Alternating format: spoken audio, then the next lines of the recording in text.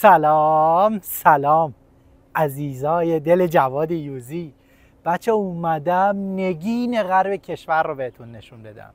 اومدم بزرگترین دریاچه آب شیرین جهان رو بهتون نشون بدم. یعنی کجا؟ زریبار زیبا برای تدریس نشانه ز، مثل زریبار. ز صدای اول زریبار هستش. بچه ها اینجا رو نگاه کنید، توی دریاچه رو نگاه کنید، ز هستش. حالا اینجا رو نگاه کنید، ز تنها، ز تنها، مثل زریبار. این شما، اینم زریبار زیبا.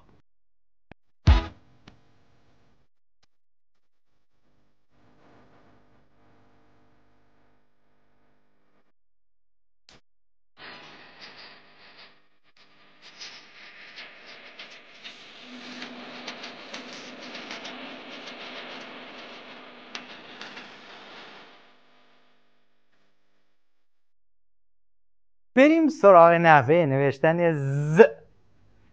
سرسر آقای جی جی، سرسر آقای جی جی که فقط یه نقطه بالا سرش داره، مثل سبز.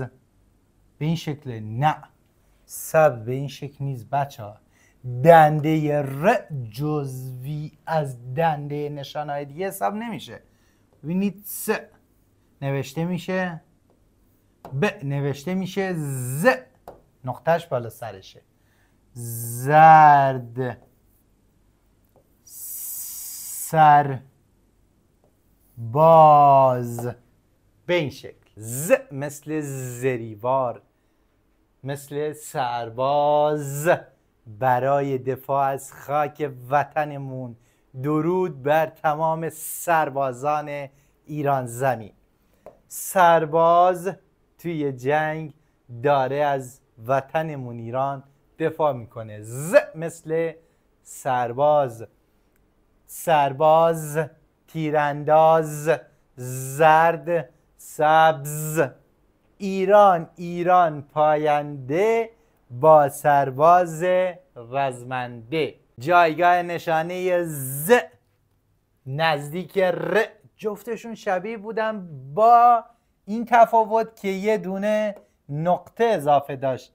ز، ز مثل زنبور.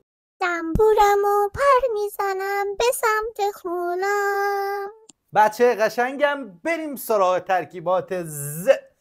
ز با آ زا میشه، زا میشه. ز با ا ز میشه، ز میشه. ز با او زو میشه، زو میشه. ز با ای وسط زی میشه، زی میشه. ز با ای آخر زی میشه، دوباره زی میشه. بچه های دلبندم، بیایید بریم کلمه پیدا بکنیم. بریم با هم دیگه سوزن رو پیدا بکنیم. سوزن، سوزن. شما یک کلمه چی؟ زمین، چشم. زمی وسط، زمین، زمین. خوب بود. بریم سراغ سبزی. سب ب ب ب زی آخر. سب ب ب غیر آخر، زی آخر. شما هم همین روال رو طی بکنید، چند تا کلمه رو داخل جدول ترکیبات پیدا بکنید.